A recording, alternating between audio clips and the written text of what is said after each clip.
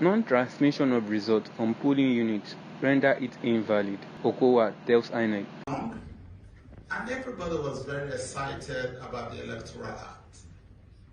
And I'm also happy to say that the chairman of INEC was also very excited about that Electoral Act, because we know that at a point in time, during the debate, we were unlikely to have the Electoral Act and to have it into law.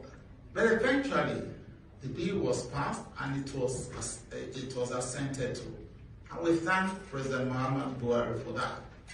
And it's very clear, you cannot beat the law.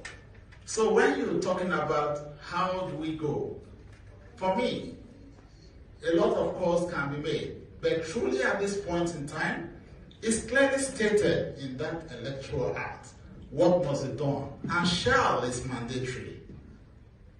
All election results must be transmitted at the polling unit level.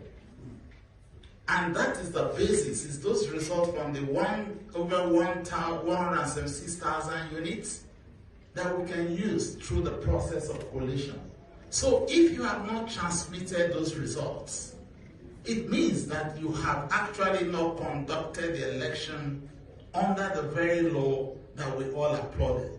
So the right thing to do is for the INEC chairman to truly go forward and cancel the elections.